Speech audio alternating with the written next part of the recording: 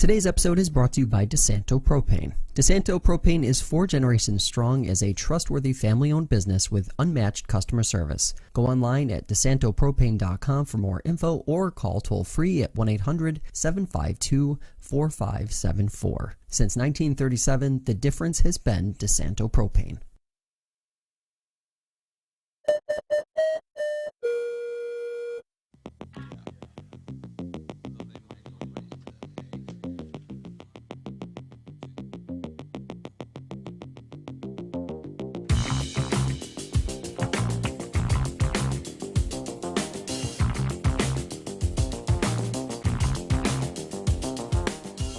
What's going on, everybody? Welcome to another edition of the Debrief Podcast. Josh Durso and Jackie Augustine here, running down the biggest headlines and stories from around the region.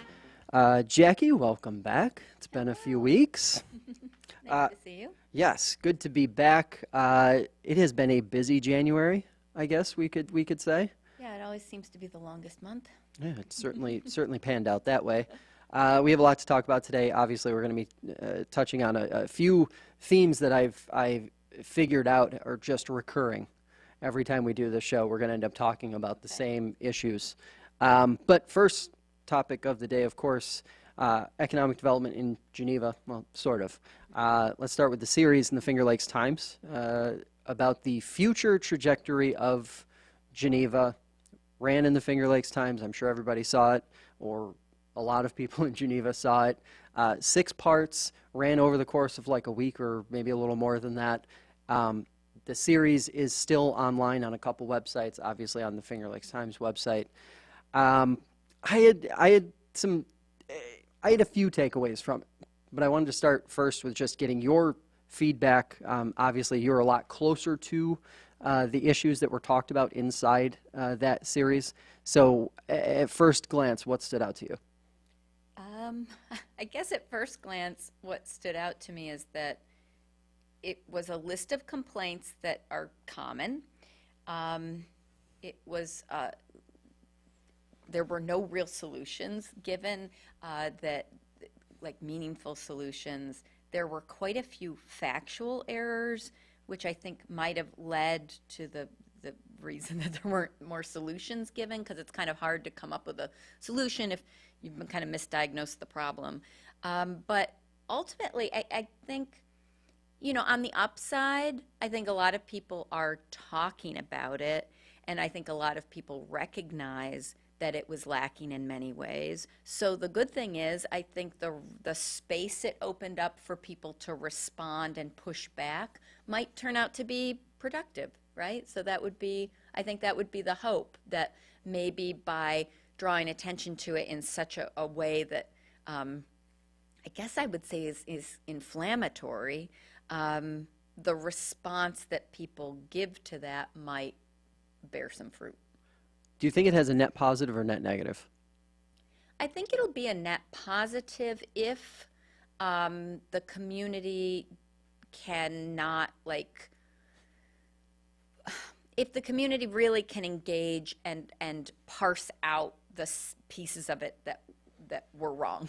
I think if people can stay focused on facts and actual consulting reports and recommendations to fix some of the things that were identified in there, the things that were correct, then I think it could be a net positive. But could Geneva have gotten there without this? Yes. So I don't know, but I hope it would be a net positive. I guess my worry is that people would read that, believe some of it, and give up. And I don't want people to do that, because it's not as bleak as a picture as they painted. Yeah, I guess it feels more to me like a series about what is or was well known.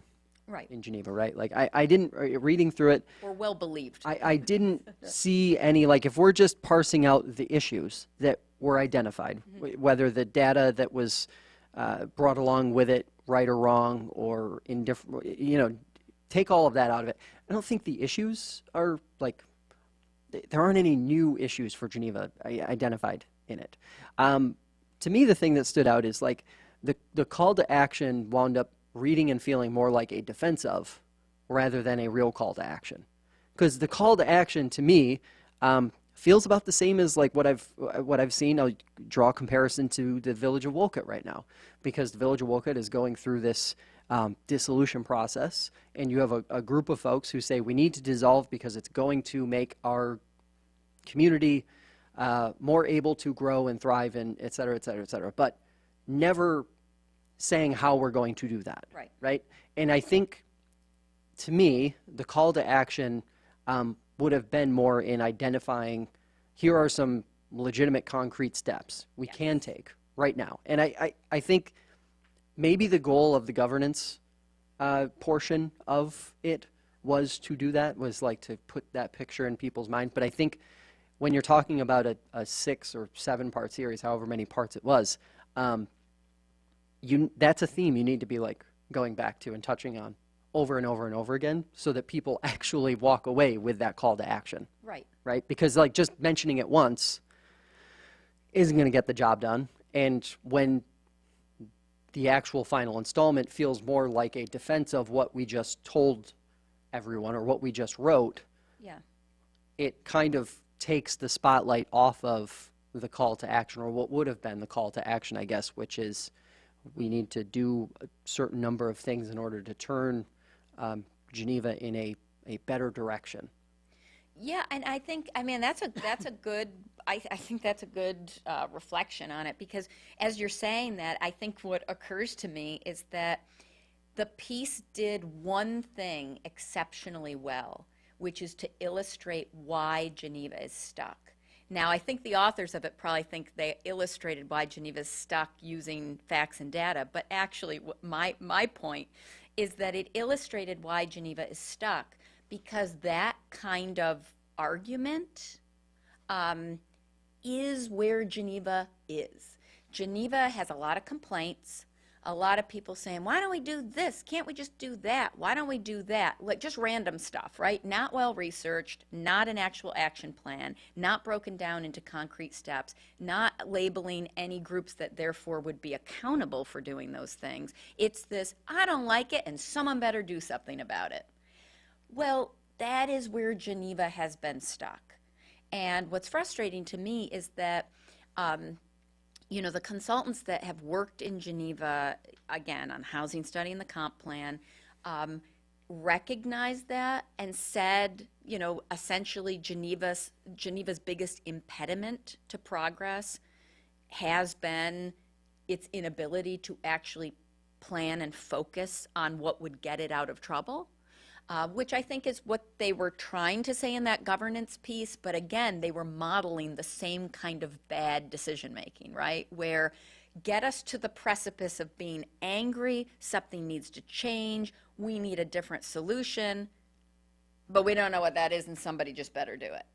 And it's like, no, we actually have plans that say, okay, if you can get yourself to the point of recognizing Geneva is in trouble along certain metrics, but has a lot of strengths and potential to remedy along these other metrics, then it actually said, and now here's how you get going. And I think the biggest question that went unanswered by that series, and I have a theory about why that is, but I think the biggest question that went unanswered is, why haven't the people in positions of power done the things all along that have been suggested, restated, encouraged, drawn out, given on a silver platter, please do this to help your community? What has been the resistance to actually doing business differently in Geneva? And I think it just cracks me up that the authors and the people involved in putting this report together have or do or in the past hold exactly the positions that could have moved this stuff forward all along. So like, why didn't they? Yes, I agree. Some stuff hasn't been progressing.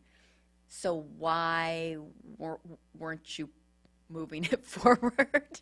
I mean, that was my takeaway. Like, yes, thank you for telling us exactly why we're frustrated with you.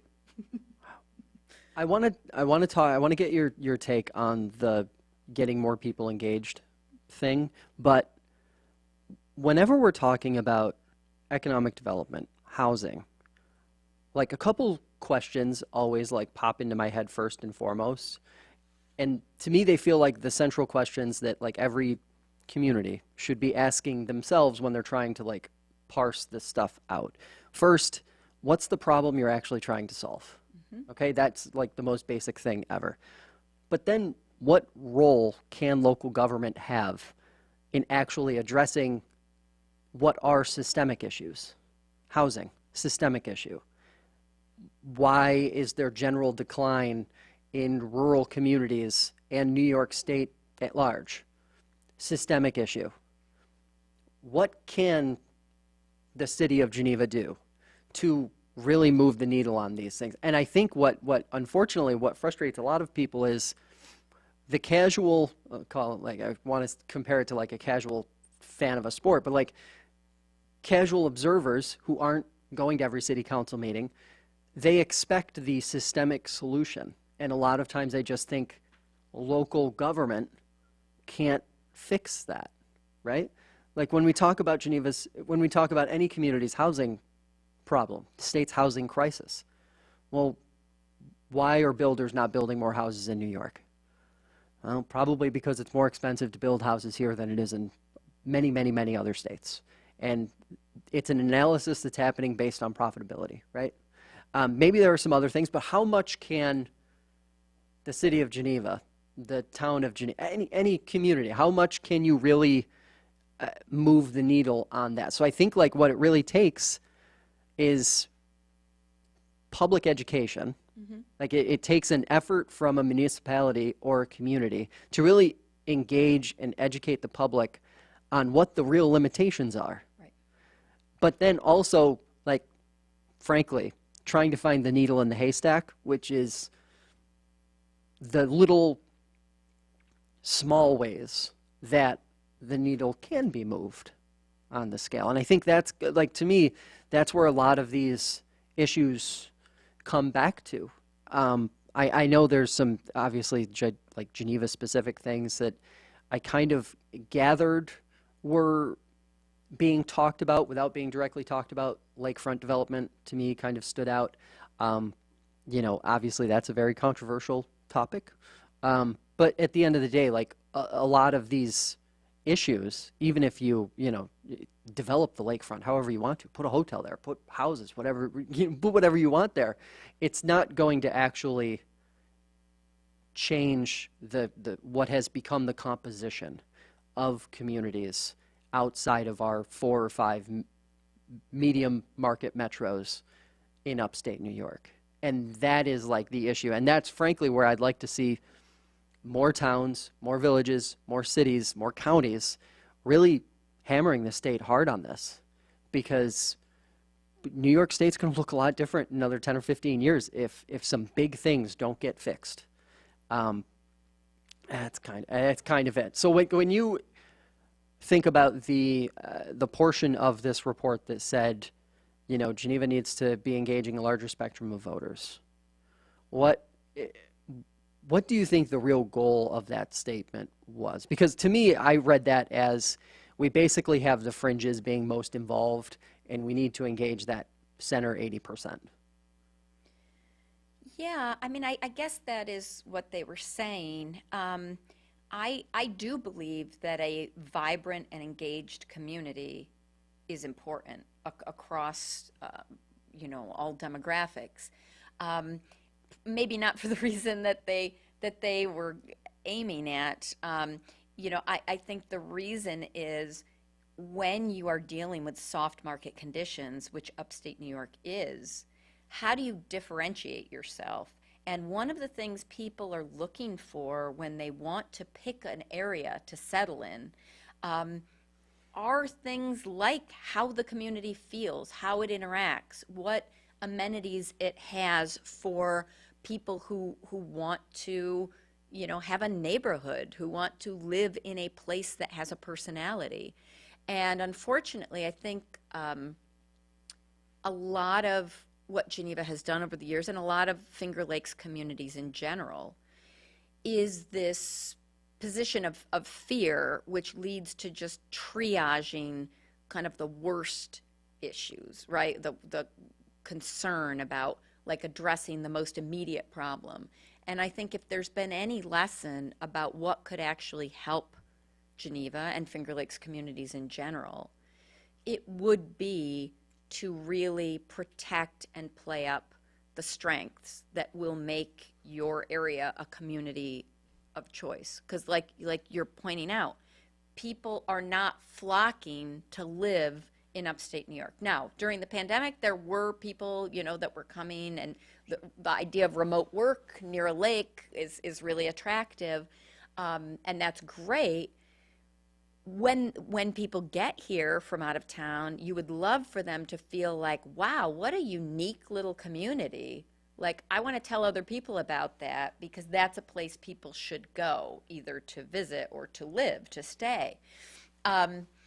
But the more we're kind of homogenizing all the communities and, responding to issues like housing with just these nondescript rectangular buildings, you're not creating anything that's going to attract a new resident. But if building stuff is a metric of progress in the minds of traditional economic developers, they're just going to keep doing that.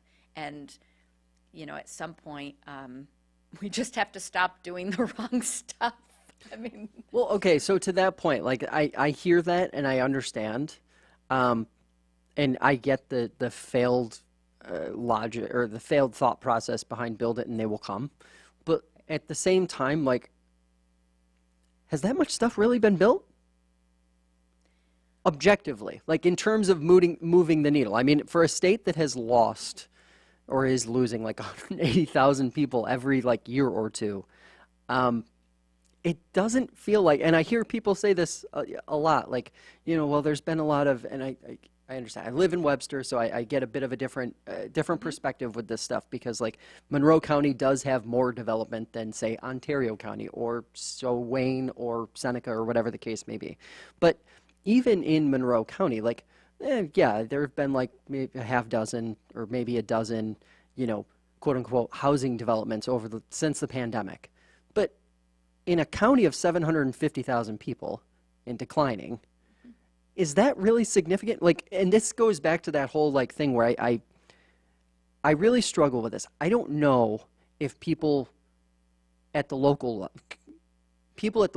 level in terms of decision making, or just the average person who's like listening to this or watching the news, understands the scale at which our problems exist. yeah, no, I think you're right about that. And it's like, and I understand, like, you can point to a few things and you can say, well, like, we've tried this repeatedly and maybe it's been tried several times over the course of 10 or 15 years, but like, even if those things worked, we'd still be here right now. Yeah. Right? Like, so that's just kind of like the challenge, I guess, that exists. The other thing with like, the desire to engage a larger spectrum of voters is very noble, and I agree. But to me, it just doesn't align with the reality of a community that's getting older and less diverse, which is every community. That's not Geneva. It's literally everywhere. Yeah, and I think part of the problem with that is that, again, and this goes back to my question about, like, okay, authors of this study, like, it seems a little disingenuous to not, like, reflect on the role that being in these positions of power over time has had in creating the very conditions that they're upset about. So I think about, all right, if we want to engage more people, that's great. But let's look at, just from city council, the past, 5-10 years, trying to get new people to come on to boards and commissions. People will say, oh, I might be interested in that. And then they get blocked, or they get told, well, so-and-so's on that board. And then they're like, oh, well, then I guess I don't want to serve on that. even though that person's been on that board for 20 years. So we're not, the way to get people more involved is to actually involve more people. And maybe that means more turnover on boards and commissions. Maybe that means, being willing to take a chance on new appointments, even if you think that person politically doesn't align with you or whatever. If we can't see the benefit of a diverse range of voices in these decision-making positions, we are just locking ourselves in to the same trajectory we're on right now. I mean, that's the quote, right? Like, the definition of insanity is to continue doing the same thing and expect different results. Yep. Like, that's the takeaway from that study. Right. The people who've been calling the shots politically have gotten us here. Now they're telling us they don't like where we are, but they aren't telling us how it's going to change, because it's not going to change until we have different people involved in the narrative. Right. Okay, so let's shift gears a little bit. We got a couple pieces of video and audio that we're going to play here in a second, both in the education space. So earlier this week, I spoke with Auburn Superintendent Jeff Pirozzolo on Inside the Athletics, who's retiring in about a year or so. In that conversation, I asked him about the state's plan to implement electric school buses, a topic we talked about a few weeks ago here on this show. He had a lot to say and gave those watching in education on green initiatives that the state is trying to implement. He gave them, frankly, a really stark warning. Take a listen and we'll talk about it on the other side. School districts, realistic, unrealistic, somewhere in the middle. It is completely unrealistic, and there's multiple reasons. The grids, they don't have enough storage for the energy that is needed. The cost of it, these buses cost 3 times the cost of actual buses. Mileage, you can only get up to 100 miles. We have school districts in Cayuga County that are 180 square miles. So buses can't even do the trips to get kids to school. Field trips, sporting events. I mean, it's endless, the infrastructure that would have to be built. My biggest issue with this is this state is practically bankrupt. You can see the budget runs from the governor. School districts are getting millions of dollars taken away from them, some here in Seneca County as well, Cayuga County. If we're losing millions of dollars in state aid to educate kids, we're going to spend billions of dollars on buses, for green buses that have diesel heaters that are inside the buses. Makes no sense. Let's really focus on what's important. It's educating kids. Not the buses that we are going to have problems after problems after problems with.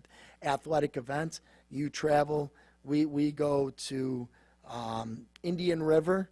Well, first of all, we can't make it there because the bus doesn't have enough mileage in it to get there. But now we got to plug in when we get up there so that we can make the trip almost back home.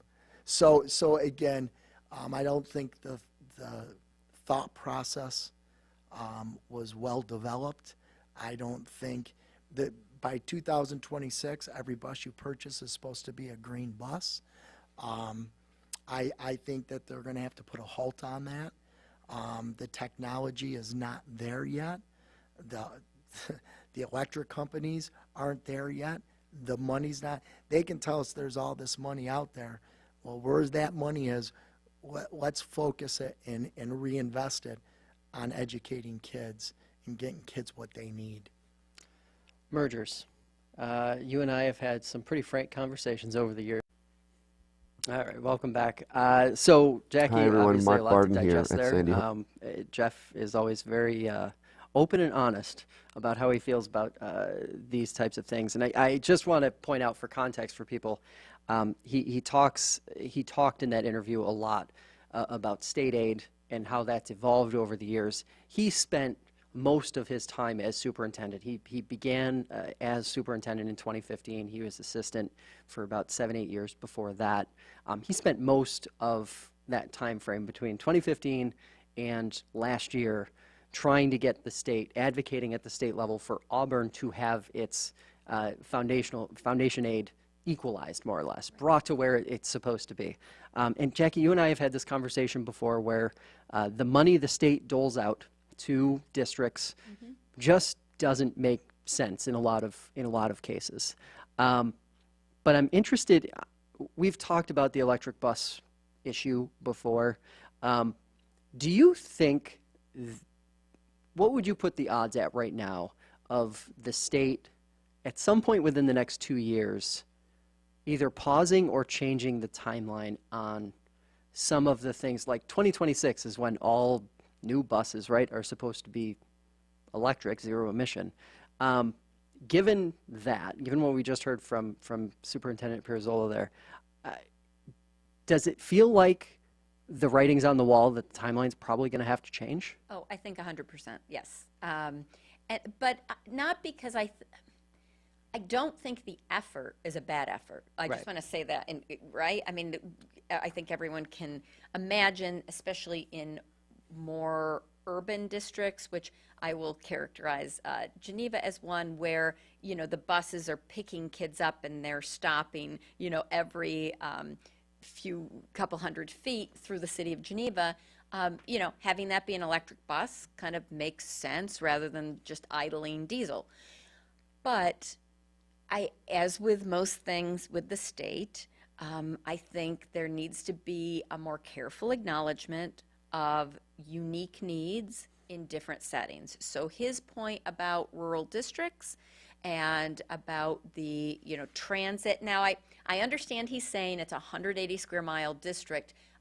The bus is not traveling 180 miles to pick students up every day. That's not, so I understand that was not necessarily, an apples to apples comparison. But point taken that if you do have a large district, that your buses have different transit needs, and those may or may not be met. So I would anticipate, or at least I would hope, that the state is going to get the feedback from people about this, because I anticipate he's sharing that feedback up the chain, right? Not just speaking about kind of personally what he thinks about it, but actually through channels saying, you missed this didn't work. I think the good thing, and I know people would disagree with me about this, but I think it has borne out. I think the good thing about the state at the moment is that they do seem to be open to being responsive and saying okay, let's take a second look at that. So I would hope that on this issue, that's also what's going to happen. Were the dollars ever there? Like, that's the only thing that I don't know. When the original timeline was proposed, was there an expectation that there would be more funding from the federal government? Was there the expectation that, like, the budget? I mean, judging from what I've heard the governor say, the budget officers say at the state level, the runs don't look good. They don't look like they would have thought that they themselves, like the state, would have had the resources to make this happen for school districts. So it really just, I think it begs the question of, like, was the money ever there? Was it more of in some ways, I wonder if this was a bit of a political move by the governor, understanding that there was an election, last 2 years ago. Because from my point of view, it doesn't seem like something that was very well thought out. Yeah, I mean, I think, I think that's the challenge when you're trying to implement some kind of innovation, right? You've got your aspirational goal, and then is it best to announce that or to keep it to yourself and then work incrementally towards it? Different people have different strategies, right? I prefer not to be the kind of person who would overpromise and underdeliver, but I'm thankfully not a politician. So I think that I can see politically why this would be rolled out and announced as where New York wants to be. But like you said, the budget is the first thing that's going to affect whether this actually happens. And I do hope that the feedback is then what shapes how it gets retooled as it goes.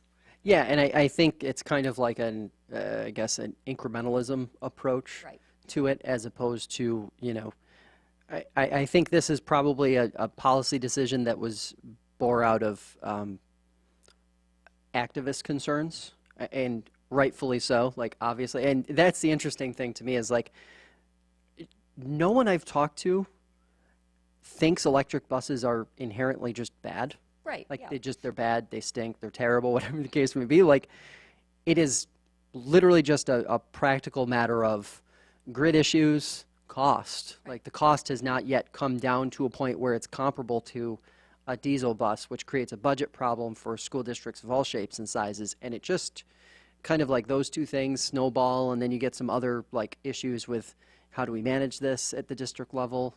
Yeah. It's interesting. Another topic, another issue he brought up, which frankly I think is far more important, mergers and how school districts are going to change in what he thinks is the not so distant future. We're going to talk about what that all means after this clip here from Inside the FLX. You know, again, and I wish educators would look at the positive spins of that. All these small towns and villages, they'll all keep their elementary schools, right? The elementary schools are not going to change. You're still going to have your elementary, your street schools, you know, your neighborhood schools. It's going to be more at the secondary level. And, you know, like I've had conversations with superintendents, you know, just in Cayuga County, we could open up multiple high schools. We could have a P-Tech high school. We could have an ag high school. We could have a performing arts high school. We could have a Pathway Regions Diploma high school. There's so many different opportunities and possibilities. But again, it's about saving money.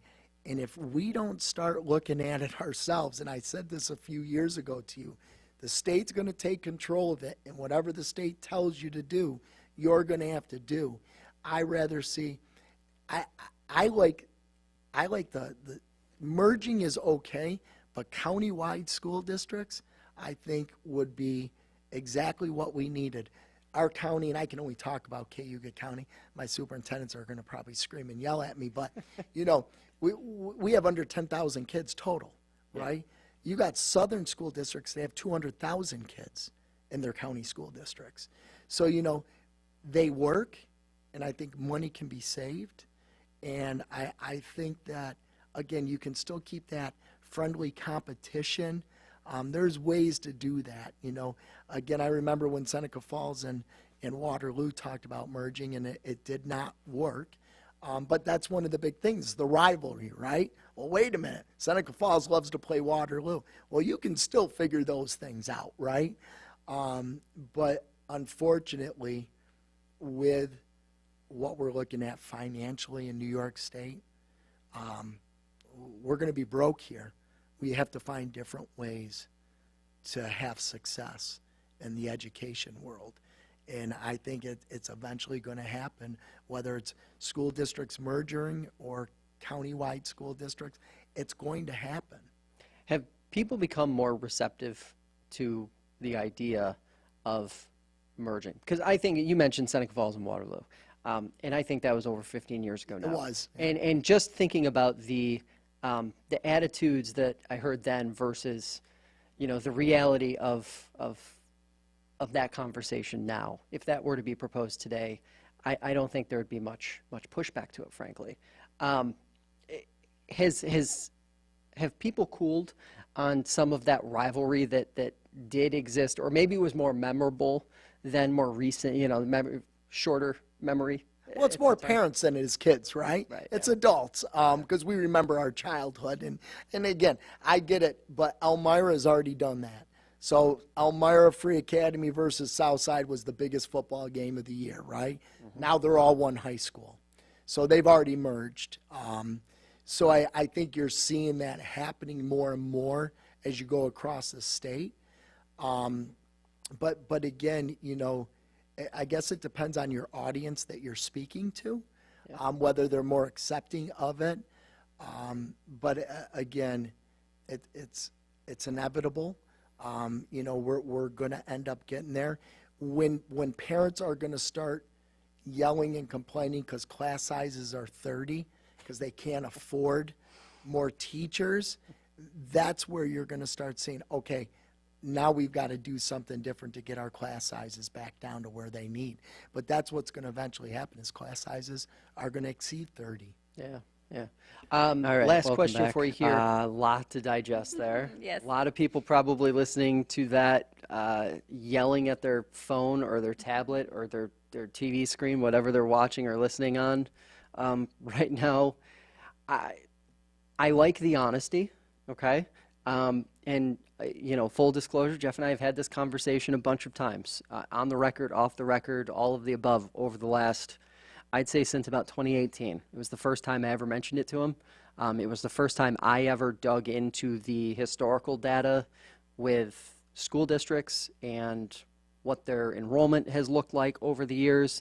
And since then, it's kind of become like an annual tradition of mine. Every winter, I dig into the state's data and I see where districts are going. And look, you can pretend, I guess, it's not coming, but I think everyone should just hear it and understand that a big change like this is coming eventually, sooner than later. And when I say eventually, don't think like, oh, well, it'll be in 20 or 30 years. With some of the very expensive things that the state would like to accomplish in schools, along with the reality that there isn't as much money to go around because population has declined as it has over the last 15 years in New York State, maintaining the status quo comes a lot more difficult, right?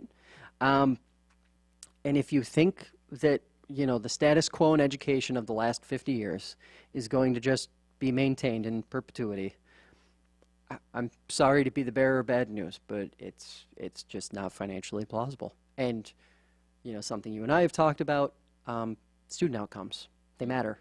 And I think a lot of the ideas that he talked about in there, in that clip, about student outcomes being the most important thing, should be really interesting to educators, should be really interesting, tantalizing to people living in these school districts, especially who have kids in these school districts. But yeah, Jackie, I guess the floor is yours. What says you about that particular portion of the interview? Well, I try not to weigh into school politics stuff because around here, it's separate. Schools do their thing, community does their thing. But I do like the idea of countywide school districts. And the reason for that is that from an economic development perspective, if you want your area to grow, then you need to be investing resources in not just the most efficient way, but again, in the most outcome-driven way that actually unlocks opportunity for students. And, we talked in the last section about the change in state funding. That was the movement behind the Campaign for Fiscal Equity, which I was only kind of tangentially involved in when I was at University of Rochester, but that was kind of ground zero for the group that got this going, that state aid was inequitably distributed across the state. And wealthier districts, usually whiter districts, usually districts who had, a particular elected official who had some sway with the three guys in a room, the way the government used to work, would get a lot of money.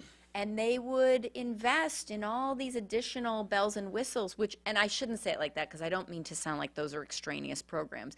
They were doing high quality stuff, but for whom? For such a small segment of the population. So now, with this redistribution of aid, really, I think, forcing districts to look at what is essential and what's not, again, I hope, and he said something in that piece that I think I wanted to pull out and amplify. The adults are the problem, right? When he said the adults are always the problem. Agreed, because if the adults making the decisions don't properly categorize what's essential and what's extraneous, right? We hear this every time there's budget crunch. People think, oh, well, we're cutting the music program, we're cutting that. And it's like, let's look at the data and look at which programs actually improve student commitment to school, experience, positive feeling, outcome, employability, college readiness. It has to be data-driven decision-making for how these changes are made. Because I don't want to say countywide districts are just the absolute solution, but I do think you would end up with a group of decision makers who maybe couldn't help but look at the data to make those decisions, right? I mean, the smaller, the more locally controlled a district is, the more subject to the whims of the day, political wind, just kind of what people feel like should happen, and less data-driven. Although I love local engagement, I love local control. I'm not trying to say it's a bad thing, but I think when people are forced with budgetary constraints or other points of pressure, you have to insist on going where the data leads. Yeah, and to your point, to, I guess, answer your point, I think having fewer options and a less convoluted process to voice opinions, to be part of the process, is a big opportunity here. Yeah. Because one of the criticisms of politics, local politics in general, from people who don't go to town board meetings, county meetings, blah blah blah blah blah blah blah, is that there's just too many. They don't know where to go. Right. Whether do you go to town planning meeting? Do you go to the county planning meeting? Who says what? Do you go to the town board meet? There's just a lot of different options, and I think in terms of consolidating that, it isn't always a bad thing if you're eliminating a barrier to get more people involved. A couple things that stood out that he said that I think he's echoed this a bunch of times, but do it before the state decides how you do it. Yes. I think for anybody who's genuinely concerned, and I have another point to make about that. For anybody who's genuinely concerned about losing their hometown school district, you would much rather be involved in the quote-unquote merging process than be at the whim of state leaders who may feel one way today about how they would execute on that, and 5 different ways over the next 5 years on how they would execute that. Right. So that, I think, is a really important point to emphasize. Also, I hear the criticism from people who want to maintain their local identity, and I think he really made a good point that, like, communities, if they have an identity, will still be able to maintain their identity. Like, you're not going to just lose it by default because your high school doesn't exist anymore, or your school district doesn't look like, the borders don't look like they did before. But let me ask this. All the people who are leaving New York State, where are they going? How do they do education? Right. In most cases, we see New Yorkers going to Florida, going to South Carolina, going to other southern states where, as Jeff pointed out, they do countywide districts. They don't all do countywide districts. Well, okay, I want to pause that for 1 second, though, because if you're looking at the demographics of who's leaving New York State, the people who are going to places like Tennessee, South Carolina, who are drawn by the lower taxes, tend to be older after kids are already out of school. So I think I would just want to parse out in the demographics, like, the choices people are making at each stage of life about where they want to live are a little change. Thank you for clarifying that point. Sorry. Because, as we just mentioned, they're the ones who complain. Right. They're the ones who stand as roadblocks Yes. to, like, ask any 20 or 30-something, or frankly any kid, if they care if their school district, their high school, their whatever merges with the one next door. They don't care. Right, right. I just think it's a strange thing that doesn't quite, like, line up logically in my mind, where you have people fleeing New York State saying, well, they do it better here. And yet one of the ways that they believe they do it better, they don't buy into that part of it, apparently. Or they don't Yes, think I'm about sorry. it.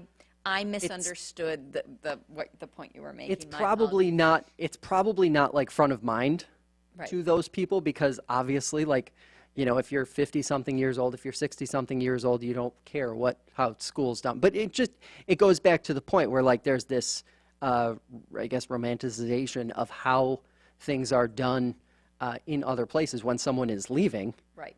But then, why wouldn't you want to embrace that concept and employ it here if it's that good? Right. Yes. No, that's an It's excellent just- point. I'm sorry. It's a weird thing. And the only pushback I would have to the point that you made about who's leaving New York State, I think we're at a point now over the next 5 to 10 years, frankly, where New York's at risk of, and communities in our neck of the woods are at risk of losing everybody. Like, I don't think there's one demographic that's more or less likely to leave. Like, we've seen it with a lot of, frankly, with the population gap that exists among like 30, 40 somethings. There's probably going to be something similar of that with the late teen to 20 somethings as they go away to college and don't come back. Again, it's like this broader trend, but it's all bad, right? Like, we need solutions to reverse those trends.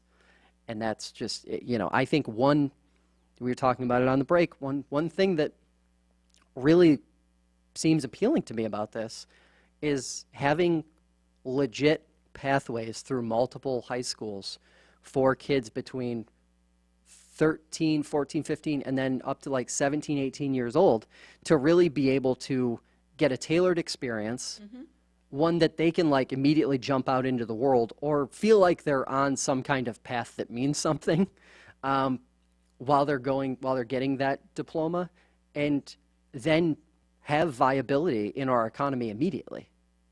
That to me is like, if you want to grow your population, it feels like the easiest. It does honestly feel like the easiest way to do it, rather than trying to market against New York State and sell Geneva against a random city of its size in South Carolina or North Carolina, whatever. Right. Right? Yeah, I mean, I think that gets back to the same point, right? How do you make our area a community that people choose? We don't want, like, we're not going to lose everybody. I think the concern is that we're going to lose the people who can choose to go elsewhere. And then who are we left with? We're left with people who don't have choices. And that is a sad state of affairs.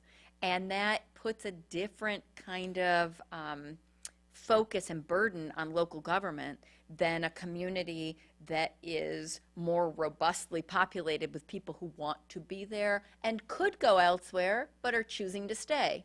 And that's again why I think we've got to get out of this triage mode and really into a more creative set of solutions that isn't afraid to look at within the demographics that have these choices, within the groups that we're trying to attract to settle down or stay in the Finger Lakes. What do they want? And we can't be afraid of those answers. They don't want anything Unfortunately- crazy. No, they don't, and that's the thing. But they don't necessarily want the stuff that, again, we saw it just in microcosm with this series in the paper, where there's a whole thing about we got to build up the lakefront, and then you've got a guy whose family chose to move to Geneva, and one of the reasons he opened it with, I think Geneva's kind of a dump, but he opened it with that open lakefront is like the thing. So I don't say that you should make any decision based on a single anecdote, right? But we know from the previous surveys, data, studies that were done in these comp plan, housing plan, available online. No one ever reads part 2, very dense. We know some of the things, like an open lakefront, that people want, that draw them into the area. And we've got to get into that thinking, like, what's actually going to draw people? Right now we're in, like, how do we fix these taxes? We're just put housing anywhere.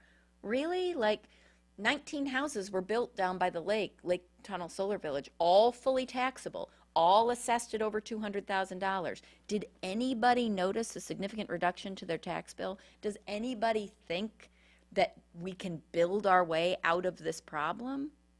We cannot. That's a fool's errand.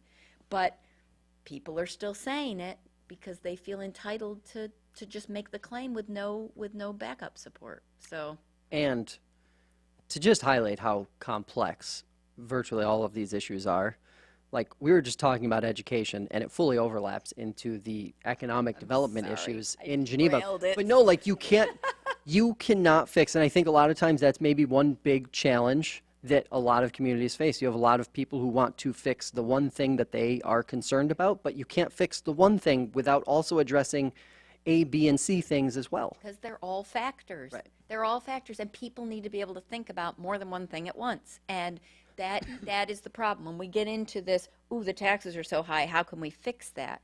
It's like, look at, people would come live in a place with higher taxes if there were these other amenities. Like, let's think more broadly about what it means to create a good community. Yeah, and staying in Cayuga County, we've got a couple more issues here to talk about.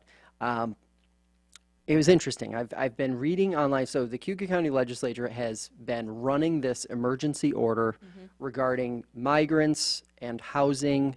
In short, it restricts any person or entity from entering into contract with a municipality outside of Cayuga to provide housing or accommodations to asylum seekers.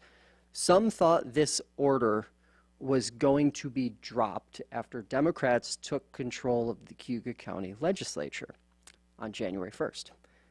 That didn't happen.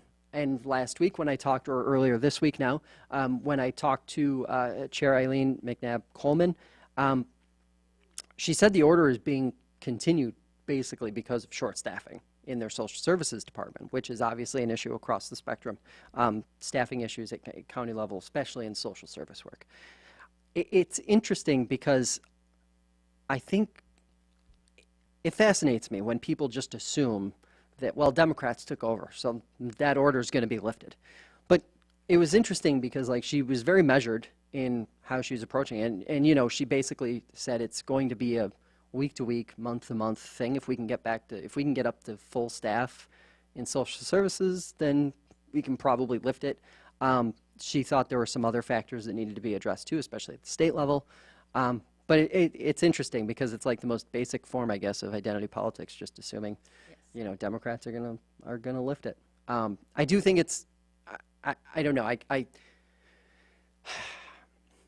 I wonder what the real issue is there, because I don't think there are any other counties right now that have any emergency orders regarding, I should know what Ontario County's status is, but I don't. I know I there's believe lots they of dropped it discussion. because I think they ran it the first half of last year or first part of last year, but then it expired and it wasn't renewed.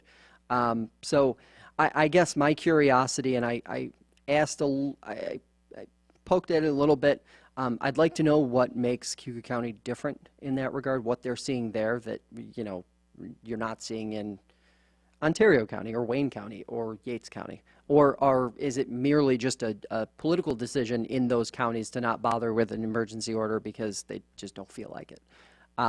You know, the quote-unquote migrant issue is one that I'm very interested to see how the state handles through this legislative session. My feeling is that they're going to point at the federal government more and say, you need to do something, and that's it. Do you have any other expectation other than that? So I feel like that's the only way it's the only real outcome. Yeah, I mean, this is absolutely a federal issue. This is a difficult topic for me because it's hard for me to see the discussion around migrant populations being substantially different than the discussion about just the emergency situation we have with housing for all populations. And I just feel like people are people.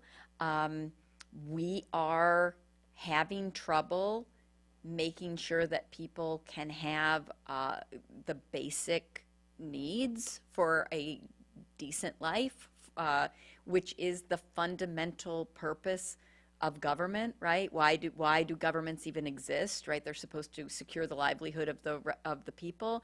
That doesn't mean security. I mean, I guess that's part of it, but you know, we're better together than we are individually, right? Lots of people will be like, no, government should get out of my way and just let me be. Like, oh, okay, I'll just come visit you on the road that you mill and paved by yourself, right? Like, I mean, right, government exists because we need it. We need to work together. Our lives are better when we operate in conjunction with one another than they are isolated. However curmudgeonly someone might be and want to be a hermit, you know, a life is better lived with other people. So, I just think we're at capacity in housing, food security, transportation, basic needs kind of across the board. But I don't understand these emergency orders that say, like, okay, so nobody else. Like, Ontario County has a housing study that says in some parts of the county there's not enough housing for seniors. Like, is Ontario County going to ban seniors from the county? Like, I don't think so. You know, that there has to be a solutions based approach.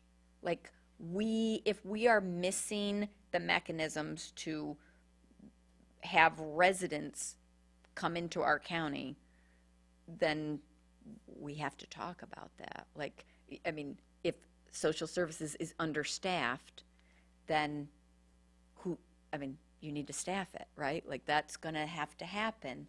And I mean, I understand politically everyone wants to other everybody. And like you said, you know, identity politics, whether it's blaming one party or another or blaming one group of people or another. But we just said on one hand we're losing population, and now we're saying on the other hand, yeah, but, you know, not these people. Like, it doesn't make sense to me. It doesn't make sense to me. The fundamental question remains: the people who come to your community can contribute in meaningful ways if there are pathways for that to happen. So how do we develop those pathways? And you mentioned the housing study in Ontario County, Yes. and I'm quite sure that there was a piece of that talks about the underutilized portion of the existing housing stock, Yes. or the part of it that has, and it's the same goes for every community, right? Like, this is not an exclusively an Ontario County thing. Every community across upstate New York has this underutilized portion of its housing stock. Yep. And that's, that's one route out of it. At some point, we are going to have to talk, another episode down the road, of course, about the shelter in Canandaigua that's been Yeah. discussed. That's probably, I think, coming to fruition, whether people are curmudgeons or not. So one last topic here for the day in Cayuga County, staying there. McNabb Coleman called the situation with EMS providers an all-over crisis. So obviously AMR pulled out late last year, and that made a lot of headlines. A couple other providers around Auburn stepped up. I believe a couple even bought like an extra rig or two to kind of help supplement service. But she pointed to the issue of relying on volunteer forces as essentially something that's just going to at some point here go by the wayside. And I feel like that is the most obvious thing that's right in front of everybody. Like, everybody needs firefighters. Everybody needs ambulance workers. Everybody needs healthcare workers. I feel like at some point we have to part ways with the things that were standard, I guess, 50 years ago. Relying on volunteer or very poorly paid EMS forces is just, it's 2024. We really need to, like, turn the page on that, I think. And that, to me, is just the thing. When you have county leaders calling it a crisis, using that word crisis, that's a serious word. That, to me, is just the nail in the coffin, so to speak, that the way we've done it hasn't worked. Let's turn it. She mentioned that there's some state legislation to peel back some of the training expectations for folks who are volunteer firefighters or volunteer EMS. I've read a little of it, but at the end of the day, to me, it feels more like let's try to fix this system we've been using for a long time, instead of just saying, well, this system probably isn't working as well as it could, and let's just come up with something new. What says you about just that entire situation? That's obviously not just a Cuga County problem. Every county's got that problem right now. I mean, Seneca County now is talking about or I don't know exactly whether they're forcing a consolidation or encouraging a consolidation, with North Seneca and South Seneca ambulance. I think that ambulance service is important. To your point, it's a professional service. It's something people want when they are in need. Likewise with fire department and police. So the question is, to what level do we need it, and how do we pay and fund it? People would not, I don't think, I know neighborhood watches are supposed to be this, but I don't think people are looking for an all-volunteer police force. So I think if we're talking about an ambulance crew, somebody is in crisis or having an overdose, you want someone who has the training to do that, and you want to make sure they're there. You don't want it to be voluntary. Yeah. So that's another area where I don't understand, with all the kind of focus on workforce development and funds in various streams. Here's another example how in New York State, which is not only New York State, but that's where we are. There are still silos between these different departments and state agencies.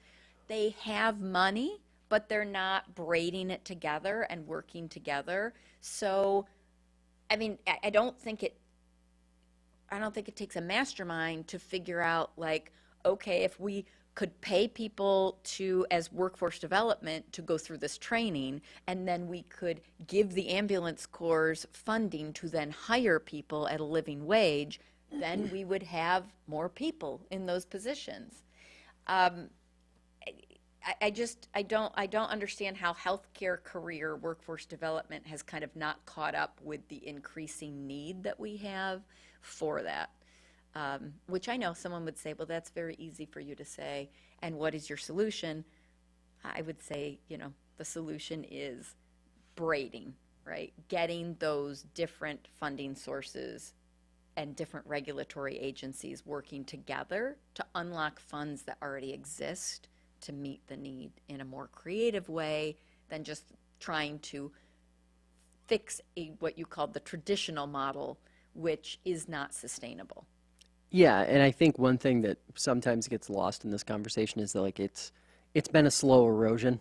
Yeah. There was a time when most communities had their own town ambulance service, whatever the case may be. It's just, unfortunately, over the last 40 years, a lot of those have disappeared. And if you saw a heat map of where all the ambulances were in 1975, and I showed you a heat map present day of where all of the ambulances are, you've got these weird gaps. So you've got increased wait times in certain communities. You've got shorter wait times in other communities. You've got some communities where you got, EMS within a stone's throw of each other. And I look at what Wayne County has done over the last couple of years. They've deployed fly cars. Yates County has deployed fly cars. Wayne County has kind of moved forward with a whole consolidated ambulance service, but has strategically pointed to specific places where they will have facilities so that response time is equal all around. And I think that's the one real big advantage with county service. At this point, it's easier for, I use a sheriff's office as a perfect example. If you call the Seneca County Sheriff's Office right now, no matter where you live in Seneca County, response time will be roughly the same, because they have people deployed and stationed in certain places where it strategically makes sense.